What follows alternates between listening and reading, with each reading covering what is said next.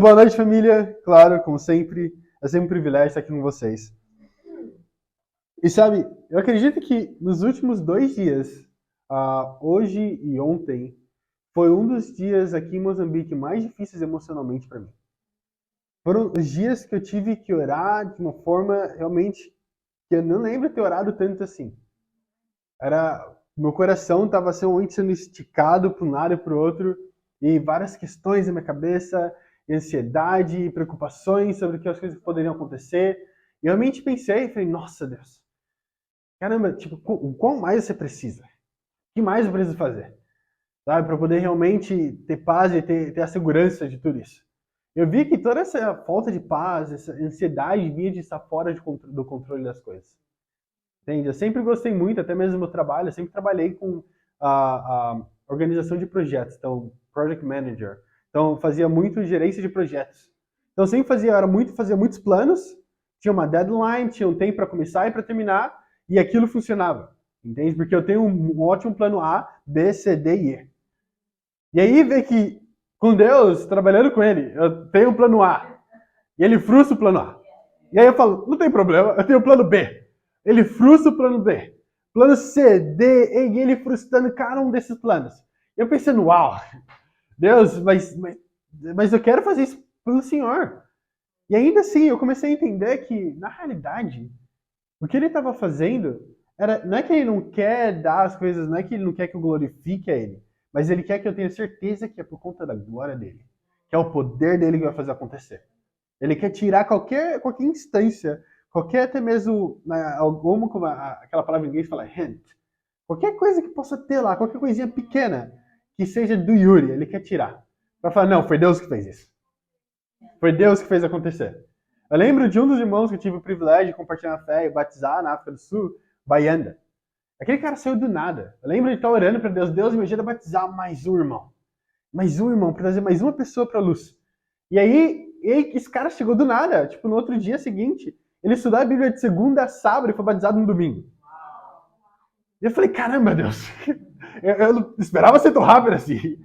Mas realmente ver o quão Deus responde para nossa oração quando a gente ora com fé realmente. Sabe? E eu tava muito ansioso pensando no culto inaugural, nas pregações, nos discipulados, estudos bíblicos, meu próprio coração, minha família, tudo que tem acontecido ao redor do movimento. E realmente começando a ficar ansioso. Cyber, também os sites das igrejas no setor geográfico sul da África, pensando em todas essas coisas. Deus, será que eu consigo fazer tudo isso? Será que eu vou ter força suficiente para fazer isso tudo acontecer? O culto inaugural nunca tinha participado ou feito algo tão grande assim. Sempre estava lá, assim, amava ser o braço direito das pessoas. Porque elas estão fazendo a decisão, eu só trabalho. Certo? Então eu sempre amava isso, mas agora tem que tomar decisões e ter essa pressão. Mas sabe o que me ajudou? Eu pensei na minha conversão. Eu tenho orado bastante por ela hoje, esses dias. Pensei no quantas pessoas sacrificaram para que eu estivesse aqui. Quanto elas não deram no tempo delas? Lembra de Ian trabalhava o dia inteiro e de noite ia me encontrar. Messias também, direto do trabalho dele, ia me encontrar. Me lembro deles pagando minha passagem para ir para cá, para lá, fazer todos esses tipos de coisas para poder estudar a Bíblia junto comigo. E eu fiquei pensando, caramba, eles sacrificaram muito mais para que eu pudesse estar aqui. E não apenas isso, o tanto que Jesus Cristo sacrificou para que eu pudesse estar aqui. Isso me animou muito. Me animou a poder ver realmente que eu não consigo imaginar a pressão que Jesus teve ao ter que liderar o mundo inteiro até a salvação. Imagina isso. O mundo inteiro, a salvação do mundo inteiro. A gente não está falando de Maputo, mas do mundo inteiro. Depender da sua santidade. Pense agora por um instante. Se a salvação de Maputo dependesse da sua santidade, hoje, quantos seriam salvos? Se a salvação de cada pessoa dependesse do seu relacionamento com Deus hoje, quem chegaria à luz? E me ajudou a pensar na pressão que Jesus Cristo estava sofrendo durante a vida inteira dele. A Bíblia fala em Hebreus que ele foi testado e tentado de todas as maneiras possíveis. Então imagina isso, ele recebeu todas as tentações, passou por tanta pressão. E ainda assim ele pensava, se eu realmente abrir mão agora, se eu cair nessa tentação, o Yuri não vai ter a salvação. O Musa não vai ter a salvação. A Tânia, a Carol, nenhuma pessoa aqui vai ter a salvação. Imagina a pressão que ele não teve que passar. E aí é explicar então porque em Mateus 26 ele fala sobre a pressão que ele estava sentindo. Ele fala, estou no ponto de ter tanta pressão que é no ponto de morte. Esse é o tanto de sentimentos que eu tenho sofrido agora. E eu pensei, caramba, Jesus passou por muito mais do que eu passei. E ainda assim, ele resolveu ser santo. Isso me animou muito hoje, porque eu pude ver uma realidade que muitas vezes eu, particularmente, como discípulo, falho em ver. Vamos abrir em Hebreus capítulo 12. Uma realidade que muitas vezes, para mim, é difícil realmente segurar e acreditar nela.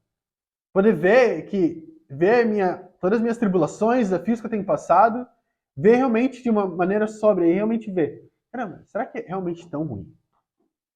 Olha isso, Hebreus capítulo 12. A gente vai ler no versículo 4. Olha o que a Bíblia fala. Na luta contra o pecado, vocês ainda não resistiram até o ponto de derramar o próprio sangue. Vocês esqueceram da palavra de ânimo que ele lhes dirige como filho. Meu filho, não despreze a disciplina do Senhor, nem se magoe com a sua repreensão, pois o Senhor disciplina quem ama e castiga todo aquele a quem aceita como filho. Então olha isso, que incrível. Eu fiquei pensando, nossa, ele fala aqui na luta contra o pecado, nas tentações, nos desafios que eles têm passado.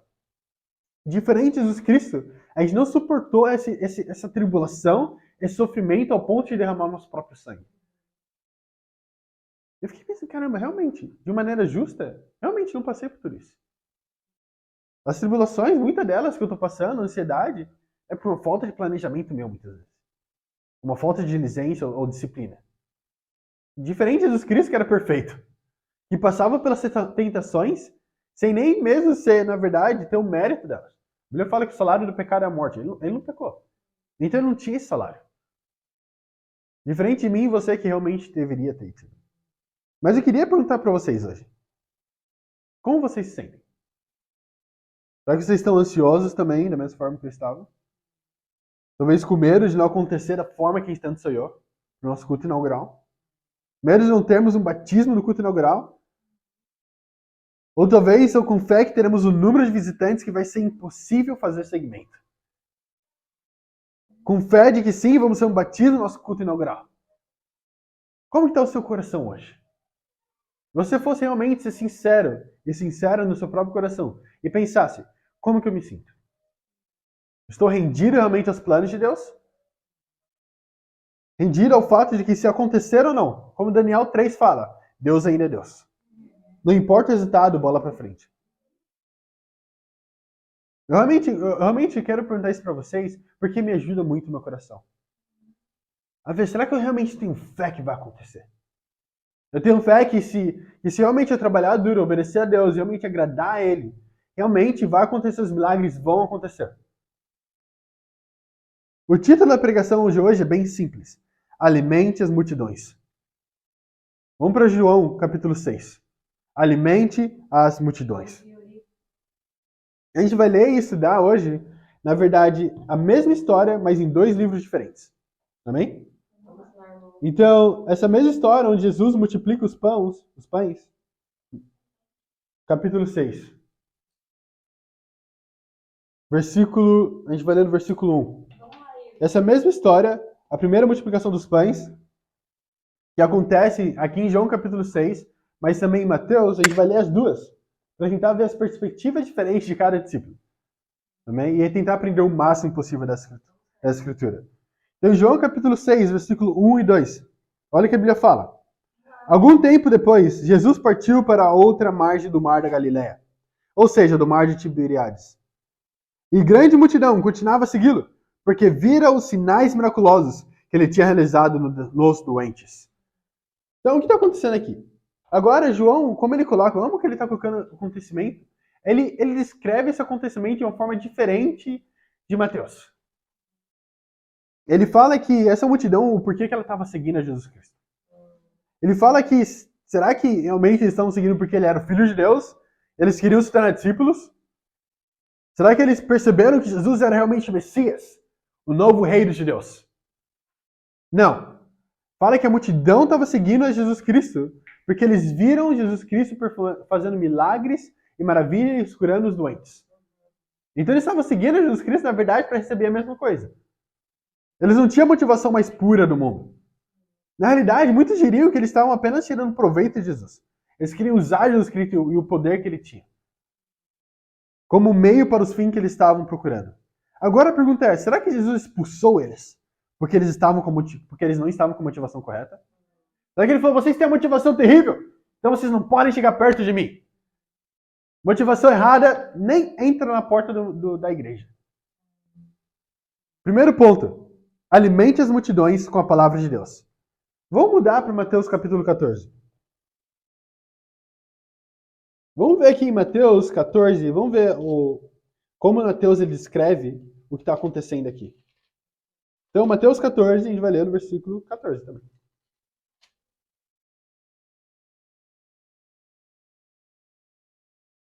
Mateus capítulo 14, versículo 14, olha o que a Bíblia fala. Quando Jesus saiu do barco e viu tão grande multidão, teve compaixão deles e curou os seus doentes. Uau! Olha isso incrível! Jesus, você olhou o contexto um pouquinho antes do versículo 13, do versículo 10 ou 12. Se você olhar lá, o que estava acontecendo? João Batista tinha acabado de ser decapitado. E não apenas isso, não é que ele foi decapitado e os discípulos de Jesus não conheciam, não sabiam disso. Na verdade, a Bíblia fala que os discípulos foram contar a Jesus Cristo o que tinha acontecido. Então imagina isso, Jesus Cristo saindo do mar, está entrando na praia lá naquele momento para encontrar com as pessoas, com a multidão, ele acabou de ouvir que seu primo foi decapitado.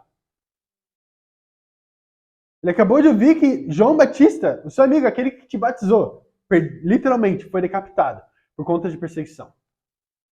E qual que era a decisão dele? Ele vê um grupo de uma multidão de pessoas que querem tirar proveito dele.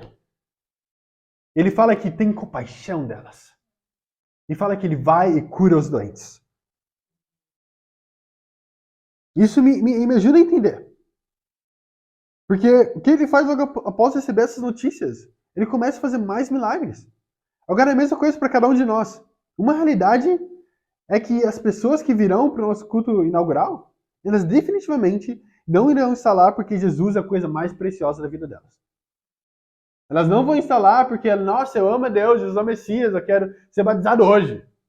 Essa não é a realidade. É muito longe da realidade. Pensa eu e você, quando a gente estava estudando a Bíblia. Nosso primeiro encontro de estudo da Bíblia. Certo?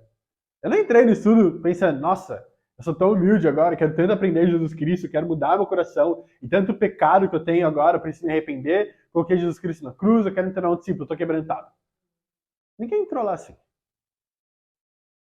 Para ser bem sincero com vocês, a maneira que eu entrei porque eu queria mais amigos. Esse era o meu objetivo. Fazer um network maior, ter mais uns amigos, mais pessoas que conhecem de Deus também, e poder ter mais amigos cristãos. Esse era o meu objetivo. Não era Jesus Cristo, não era crescer no meu relacionamento com Ele. Era apenas criar mais amizades.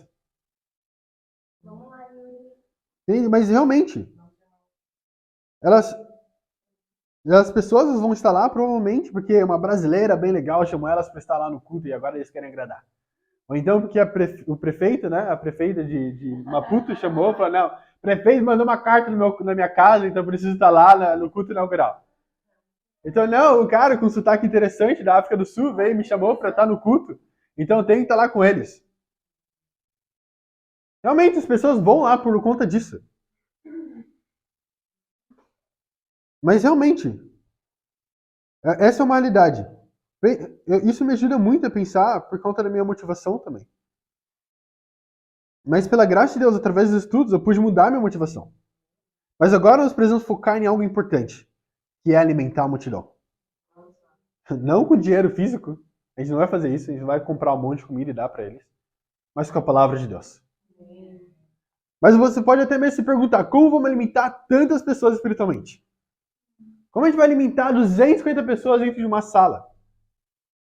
Muitas vezes nossa falta de confiança vem de uma forma religiosa, com desculpas que parecem espirituais, mas quando olhamos mais de perto, podemos ver que na realidade é apenas um fruto de um coração impuro.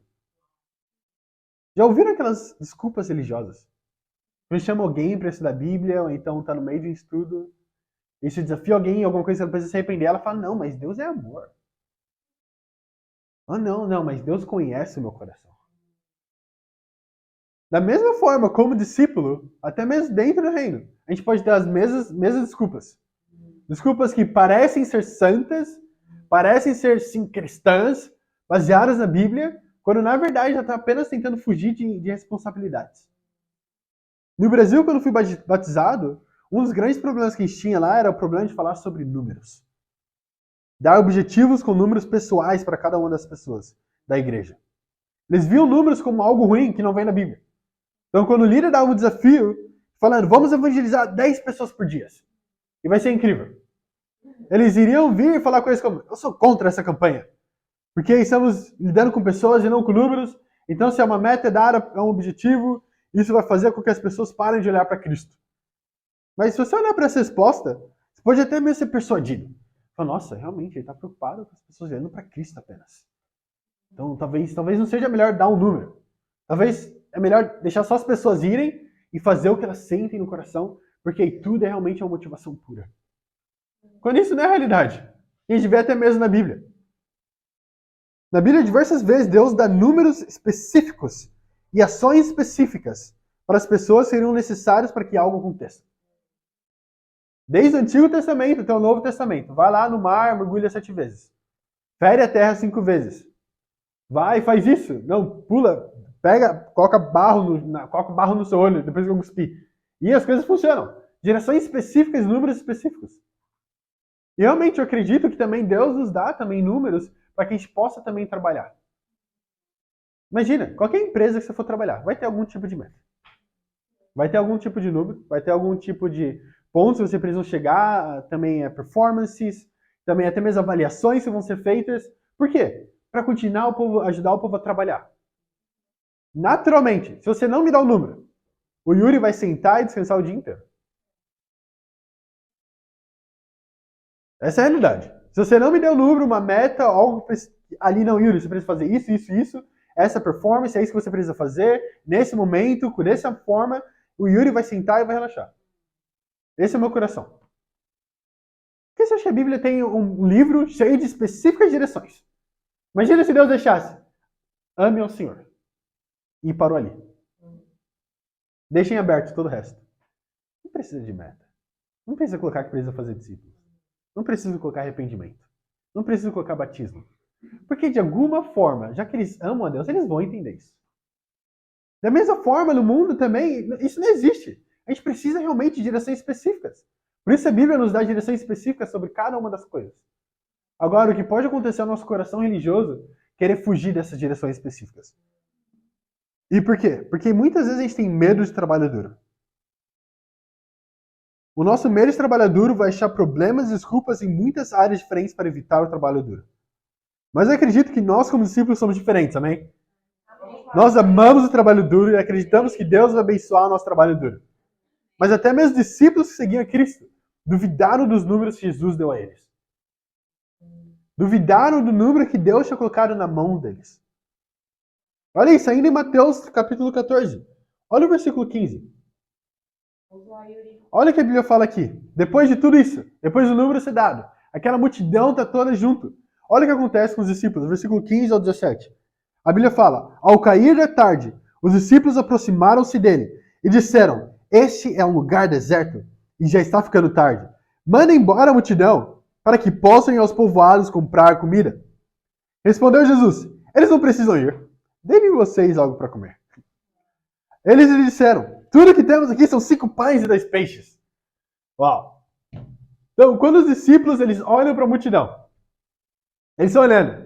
Eles falam, assim, eu acho que não é uma boa ideia de continuar com eles aqui. Eles vão ficar com fome, está perto da Páscoa, então a gente precisa mandar todo mundo embora para eles irem para os vilarejos comprarem comida. Eles mesmos. Então, ao invés de olhar para a multidão, para a necessidade, ao invés de falar, eu vou ser a solução, eu vou alimentar essa multidão com a palavra de Deus, eles falam, mande a multidão para cidades onde eles vão se virar. Em outras palavras, deixe eles se virarem. Eles vão achar um jeito eles mesmos. E eu não estou disposto a lidar com esse problema. Isso é o que o coração deles estão falando. E o que Jesus responde para eles? É incrível. Ele fala, não. Vocês mesmos vão dar a eles o que comer. E isso realmente me ajudou a entender que Jesus olhou para a situação, para o problema, até mesmo o problema que eles estavam trazendo, falou, não, vocês vão ser a solução. A solução do problema que a gente está tendo agora, dessas pessoas que querem comer, vocês vão ser a solução. Vocês vão dar a elas de comer. Jesus não dá para eles dinheiro, não dá para eles os 5 pães e os 2 peixes. Ele só fala, vocês vão ser a solução. Vocês vão achar uma solução. Não fuja do trabalho duro. Chega de desculpas e vamos fazer algo sobre a situação. Mas a gente precisa ver isso de uma forma ainda mais profunda. Porque pensa isso, qual que era o real problema deles fugirem e mandar as pessoas que estavam querendo comida para as outras cidades? Porque se as pessoas, imagina agora aqui, agora com a gente, no século XXI, se as pessoas entram aqui dentro dessa igreja, ou então têm relacionamentos com vocês, e vocês não são a solução, vocês não têm um alimento espiritual para delas para comerem, e falam, não, vai para outro lugar, vai lá, talvez você ache a sua resposta, vai aqui, quem vai dar a resposta para elas? Então, da mesma forma, quando eles chegaram com o problema, falaram, olha, tem esse problema, alguém precisa dar o que comer. Jesus pensando, se eu não puder dar o que comer para eles, se eu não for a solução, quem vai ser a solução? Jesus entendia que Satanás está muito preparado para dar uma solução para eles. Satanás, assim, nossa, tem um problema. Eu posso atender esse problema. O que você precisa? Posso te dar tudo que você tem pedido. Comida, família, amigos. Satanás está preparado e pronto para poder atender todas as necessidades aqui na Terra. Então Jesus, ele entendia que realmente a necessidade de receber a resposta através dos discípulos. Se não fossem os discípulos, quem iria dar a resposta a eles? Se eu e você não somos a resposta para o mundo perdido, quem vai ser? Sabe o que me ajuda muito a ver isso? Vamos lá para João. Voltar para João. Continua o dedo lá em Mateus 14, a gente vai lá para João. João capítulo 6, versículo 5. Mantenha o dedo aí em Mateus 14 para que você não perca, que a gente vai voltar para lá. Mas olha isso, João capítulo 6, versículo 5. A gente vai ler aqui do versículo 5 ao 9. Olha o que a Bíblia fala. Levantando os olhos e vendo uma grande multidão que se aproximava, Jesus disse a Felipe, onde compraremos pão para esse povo comer? Imagina isso. No meio do deserto, como Mateus falava, numa região de deserto. Falou, olha, tá todo mundo no meio do deserto. É claro que não tem nenhum pão por perto. Não tem mercado, não tem o mercado primavera, não tem como é que fala, Woolworths, não tem nada disso. Onde a gente vai achar alguma coisa para comer pão para essa pessoa comer? E ele pergunta isso para Felipe. Mas olha isso, que interessante, versículo 6. Fez essa pergunta apenas para pô-lo à prova, pois já tinha em mente o que ia fazer. Muitas vezes Deus vai colocar situações na nossa vida para a gente ver o que a gente vai fazer. Ele já tem a solução. Batismo eu tenho a solução. E aí, visitante, ele já tem a solução para isso. Mas eu não vou te dar de mão de beijada. Vamos ver o que você vai fazer. Vou colocar você à prova. Vai estar difícil, vai estar quente. Mas vamos ver como que a Bruna vai responder. Como que o Mussa vai responder. Quando eu colocar a aprovação. A situação é impossível de fazer. E aí, estamos no meio do deserto. A gente precisa... Ele não fala, vamos para... Não. Você vai ser a solução. E como vai trazer a solução? No meio do deserto. Não tem nada. Não tem matéria-prima, não tem para quem correr. Você é a solução. Como que você vai resolver a situação? Quando a gente estuda a Bíblia com as pessoas, a gente precisa entender que a solução é literalmente cada um de nós. A Bíblia fala que o Espírito Santo os convence do pecado. Então, se eles não têm Espírito Santo, quem vai convencer eles do pecado deles? Não vai ser um dia que eles vão acordar. Tipo, nossa, sou pecador. Me convenci hoje, porque tá mais calor. Então, certamente eu sou orgulhoso. Não é assim que acontece. Precisa que eu e você sejamos a solução. Precisamos que eu e você vamos até lá e realmente vamos alimentar a multidão. Qual que é o problema? A gente está no meio do deserto. Não tem nada. Não tem dinheiro, estou pobre. Vou lidar com a situação. Vamos continuar lendo. Olha o versículo 7. Felipe, incrível. Felipe lhe respondeu, 200 denários não comprariam pão suficiente para cada um que recebesse um pedaço. Felipe chega de uma maneira mais executiva. E olha, eu não tenho dinheiro. Eu sou pobre. Não tenho o que fazer. Eu não tenho dinheiro. Como que eu vou dar um jeito nessa situação? Precisa achar... Nossa, esse pessoal da dança está cobrando horrores. Esse ônibus está muito caro. Banner, misericórdia. De onde que a gente vai tirar esse dinheiro? Jesus, não tem como fazer. Esquece. Esquece. É melhor mandar o povo embora, porque eu não estou capacitado o suficiente para realmente ajudar essa pessoa a se arrepender. Era isso que Felipe estava falando. É isso que Pedro está falando. Todos os discípulos, quando olhavam André, olhavam para a situação e falavam, Jesus, a gente está no meio do deserto. Mesmo que você me falou que a gente precisa ser a solução, perguntando para a gente qual que é a solução para o problema, eu não acredito que eu posso fazer. Quando realmente se pergunta, quando ele vai chamar, na verdade, Samuel, e Samuel fala, aqui sou... Here I am, aqui sou eu, sou o seu servo, não sei o que lá, para responder a Deus, para poder atender o chamado dele como profeta, como sacerdote. Ele fala, aqui estou eu. E aí Jesus, da mesma forma, Deus olhando pra gente, chamando a gente, ok, quem vai pregar a palavra? Quem vai alimentar a minha multidão de 5 mil pessoas? Os 250 pessoas que vão estar no culto inaugural. Quem vai alimentar cada um deles? Com a palavra de Deus. A gente pode olhar para isso e falar, olha Deus, eu não tenho dinheiro suficiente, eu não tenho realmente o necessário para poder alimentar eles. Deus, eu não tenho pão aqui, eu não tenho realmente conhecimento da Bíblia, o conhecimento de Jesus Cristo suficiente para ajudar eles. Eu não tenho os talentos, não tenho isso, aquilo, outro. Então eu não posso. Mande eles para outro lugar. Talvez outra pessoa possa. Talvez o Musa possa fazer, eu não consigo. Talvez a Samara possa lidar com a situação. Eu não vou lidar. Quando na verdade é uma situação que Deus colocou exatamente em você. Eu acredito que Deus permite que nós conhecemos pessoas específicas porque Ele quer especificamente você para lidar com aquela pessoa. Ele sabe de todas as pessoas, imagina isso. 8 bilhões de pessoas no mundo inteiro. Ele escolheu especificamente você para colocar na vida dela. Porque Ele acredita que você é a única pessoa e a esperança que essa pessoa pode ter de chegar até os céus. Fala, não. De todas as pessoas, eu acredito que o Victor precisa conhecer o Yuri. E talvez, se o Yuri tiver um relacionamento realmente com Deus e permitir ser usado por mim, e falar, aqui estou eu, pode me chamar, eu sou seu servo, quero te servir. Então, realmente pode mudar a vida do Victor, através da palavra de Deus. Então a pergunta realmente é, quem vai alimentar as multidões com a palavra de Deus? Vamos continuar lendo. No versículo 8. Outro discípulo, André, irmão de Simão Pedro, tomou a palavra. Aqui está um rapaz com 5 pães de cevada e 2 peixinhos. Mas o que é isso para tanta gente? Jesus sabia o que ele ia fazer. Ainda assim ele vai lá e pergunta para os discípulos. E aí, para ver realmente o que estava o coração deles. E aí qual o problema que Felipe levanta? Temos pouco dinheiro. E agora também vai André, chega André e fala, toma a palavra. Ele chega e traz 5 pães e 2 peixinhos. E não era nem um peixão, fala peixinhos. Isso que ainda mais me intriga. Ele garante que é 2 peixinhos. Ele não fala peixe, não fala peixão, fala peixinhos. Que era algo pequeno também.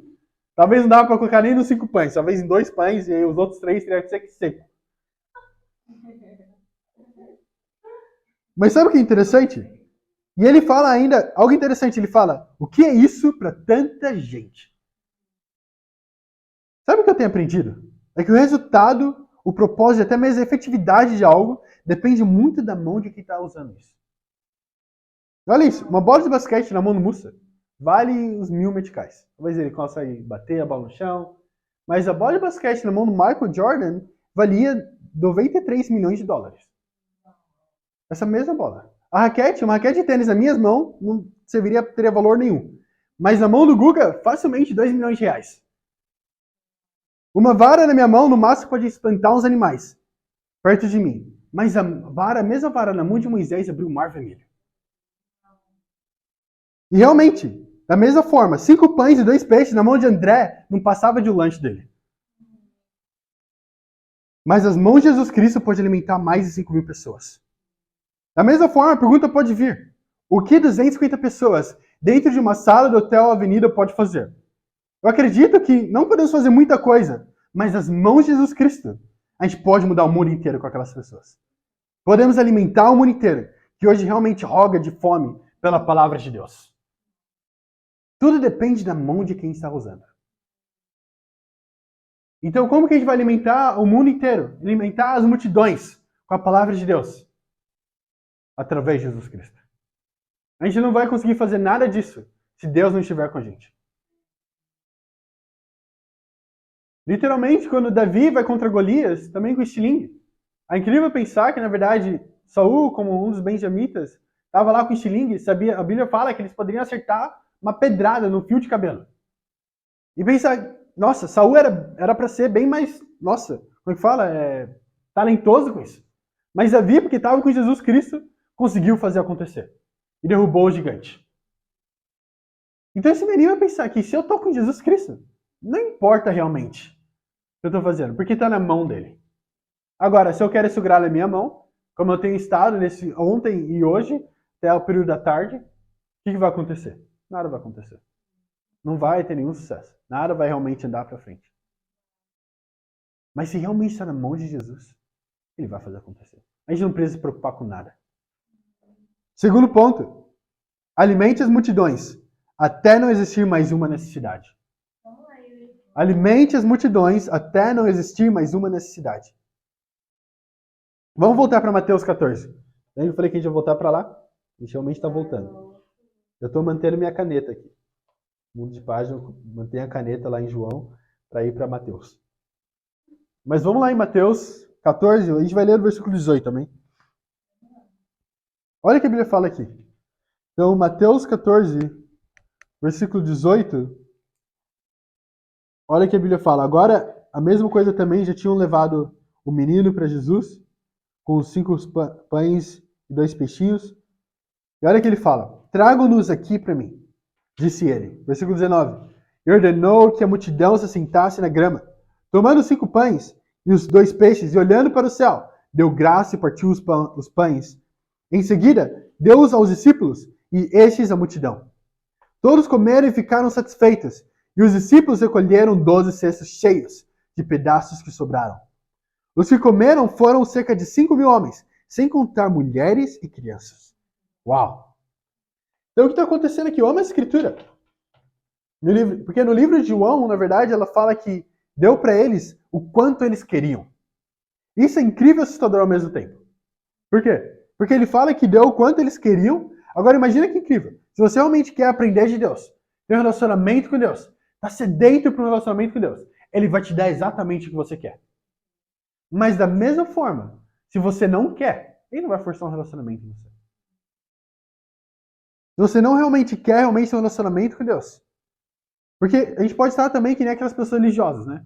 Fala, não, eu quero aprender mais de Deus, eu vou cantar no culto de domingo, fazer isso, aquilo, outro. Mas apenas quer aprender da parte das bênçãos de Deus. Mas não a parte do sacrifício que a Bíblia nos chama a fazer. Agora, se você não quer realmente aprender mais de Deus, adivinha, você vai passar fome. Da mesma forma que ele estava alimentando, da forma que eles queriam. E fala que deu para dar para todas as 5.000 pessoas e sobrou ainda 12 cestas. Realmente é para mim e para você. Deus quer nos alimentar espiritualmente, até o ponto que não haverá mais necessidade. Mas muitas vezes nós não queremos ser alimentados. Mas olha que interessante. Se você for ver como aconteceu, certo?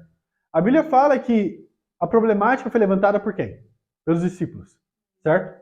Então os discípulos chegaram para Jesus Cristo e falaram, olha, esse é o nosso problema. Tem 5.000 pessoas, mais 5.000 pessoas, na verdade. 5.000 homens, sem contar mulheres e crianças. E ainda assim, ele só tem 5 pães e 2 peixinhos. E Jesus fala, traga para mim. Então o que eles fizeram? Eles deram um problema para Jesus. Deram na mão de Jesus Cristo. E deixou para que ele lidasse. É o que Jesus faz. Jesus pega esse problema, leva para os céus, apresenta a Deus. E depois o que ele faz? Ele dá de volta para os discípulos. E o que os discípulos fazem? Vão e começam a distribuir até para cada uma das pessoas. O que isso mostra? Realmente o nosso ciclo da nossa vida como discípulo. A gente tem vários problemas, vários desafios, coisas que a gente precisa fazer. O culto inaugural chegando. Então o que a gente precisa fazer? Ir aos nossos joelhos, orar a Deus, entregar a Ele. A Bíblia fala que Ele é o nosso intercessor, então Ele vai pegar cada uma dessas coisas. Vai entregar a Deus. Depois disso, Ele vai voltar e vai entregar o quê? Vai já tudo resolvido? Não. Fala que Ele vai entregar para os discípulos. E aí os discípulos vão entregar para as multidões. Então é assim que funciona. Você vai poder levar o seu problema até Deus. E Deus vai falar, ok, qual que é a solução? Entrega para mim. Essa é a solução. Me entrega. E agora eu vou te dar tudo, abundantemente, mais do que necessário para alimentar todos os seus problemas, para lidar com todas as situações. E aí sim nós vamos poder pegar toda a palavra de Deus, que nós recebemos como discípulos, e poder alimentar as multidões. Até o ponto que não tem mais nenhuma necessidade. Isso me anima muito a pensar e ver realmente como Jesus lidou com a situação. A Bíblia aqui fala que ele alimentou todas as pessoas que estavam lá, seguindo a ele. E quanto sobra? Exatamente 12 cestos. Eu acredito que isso é para demonstrar que a promessa não era apenas para o povo judeu, mas para o mundo inteiro. Como o número 12 significa. Realmente, todas as nações. Cada uma das pessoas ao redor do mundo inteiro. Então, o plano de Deus não é apenas alimentar o povo que estava lá, mas ele queria que o mundo inteiro pudesse ser alimentado também. O plano de Deus também da mesma forma, não é para essa pequena sala que a gente está aqui unido, entre 7 discípulos, mas para o mundo inteiro, para que eles possam ser alimentados. Realmente, ele fala tudo isso para que o mundo inteiro, para que a palavra de Deus, o amor dele iria transbordar para o mundo inteiro. E a pergunta que eu tenho para você hoje é, será que você tem fé o suficiente para ver o potencial de 5 pães e 2 peixinhos? Sabe o que me chama a atenção? Esse é literalmente o nosso número. 7 pessoas. E eu fiquei, caramba, que incrível, né? 5 pães, 2 peixes, junto dá 7. E é incrível. É o número do time missionário. O suficiente para alimentar a multidão. Alimentar 250 pessoas. No dia 18 de agosto. No nosso culto inaugural. E pela graça de Deus, José chegará semana que vem. E a pergunta é, se você tem fé que verá 5 pães, 2 peixinhos crescendo ao ponto de alimentar a multidão de Moçambique? Tem fé que esse grupo pode crescer e alimentar o mundo inteiro? Que nem a Bruna falou, ele lembrou, muito bem lembrado. Aqui, eu acredito que daqui vai ser cada um dos líderes para realmente a África de fala portuguesa. Imagina isso. Poder falar, eu vi cada um daqueles líderes crescendo. Eu lembro quando eles chegaram aqui como visitantes. Eu lembro ele na lista de oração. Eu lembro, aqui, eu tenho ainda a Lorena na minha lista de oração. Todos os dias orando por ela. Poder falar um dia, falar, olha, eu lembro, olha aqui o seu nome. Estava aqui, Lorena. Se batizar, se arrepender, tomar uma decisão para Deus ser batizada. E poder falar, a Vitor também estava numa lista de oração. Eu estava numa lista de oração da mesma forma. Cada um de nós. Eu estava lá, você também estava nessa lista de oração. Mas quem vai tomar a decisão de poder realmente ser a solução? Vamos para Isaías. Vamos para Isaías, capítulo 60.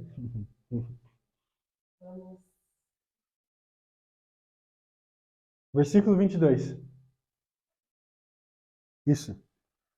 Isaías, capítulo 60, versículo 22. Essa foi a escritura que o Andrew me mostrou para me dar fé. Quando a gente estava vindo aqui. Para Moçambique. Ele falou, olha, tem que falar a realidade. Você tem um grupo, um time missionário pequeno. 6 pessoas. Ele falou, mas eu quero te animar com algo. E aí ele mostrou a escritura. E eu falei, uau, que incrível. Mas olha isso. Isaías 60, versículo 22, a Bíblia fala, o mais pequenino se tornará 1000. O menor será uma nação poderosa. Eu sou o Senhor, na hora certa, farei que isso aconteça depressa. Eu falei, uau! Quando eu olhei a escritura, eu falei, caramba, que incrível! Encorajador. Realmente. Pensa, ela fala que o pequenino time missionário, o menor time missionário do mundo, esse grupo inicial de 6 pessoas, que agora está indo para 8, vai se multiplicar para 1000. E o menor time missionário da história inteira vai se tornar uma nação poderosa. O menor time missionário, imagina isso. Isso não te anima a pensar em tudo isso? Nossa, que incrível. Eu posso sonhar de realmente nos tornarmos 1000. Uma nação poderosa para Deus. Ainda fala que na hora certa, fará com que isso aconteça depressa. Na hora certa. Isso me anima muito. Porque algo que me ajuda também a lembrar, na verdade, a promessa do Novo Testamento, quando Paulo fala para a igreja. Ele fala no momento certo. Ele fala quando é a hora certa. Em 2 Coríntios, capítulo 6, versículo 1 e 2. Qual que é a hora certa? Ele fala que o dia de salvação é hoje. Hoje é o momento oportuno. Essa é a hora certa. Vamos continuar lendo para entender o porquê que ele quer que ele está fazendo que isso aconteça. Olha o versículo 18, na verdade. Capítulo 60, mais o versículo 18 ao 21. Olha o que a Bíblia fala. Não se ouvirá mais falar de violência em sua terra, nem de ruína e destruição dentro de suas fronteiras. Os seus muros você chamará a salvação, e as suas portas louvor. O sol não será mais a sua luz de dia, e você não terá mais brilho do luar, pois o Senhor será a sua luz para sempre. O seu Deus será a sua glória.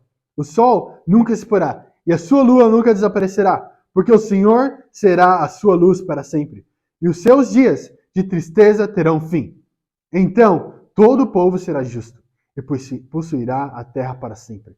Ele é o renovo que plantei, obra das minhas mãos, para a manifestação da minha glória. Então por que Deus faz tudo isso acontecer? Por que Ele permite que pessoas se convertam e sejam batizadas? Deus está fazendo isso para o seu esplendor, para a manifestação da sua glória. Mas vamos continuar lendo o capítulo 61. Porque eu acredito que Deus sim nos deu uma missão de pregar para o mundo inteiro, de alimentar a multidão, mas sempre tem uma condição, que é a obediência. Se você for ler lá em Mateus 14, João também, 6, ele fala algo específico. Fala que ele ordenou e comandou que todas as pessoas se sentassem. E aí ele fala quem ele alimentou. Ele fala que alimentou todos aqueles que se sentaram.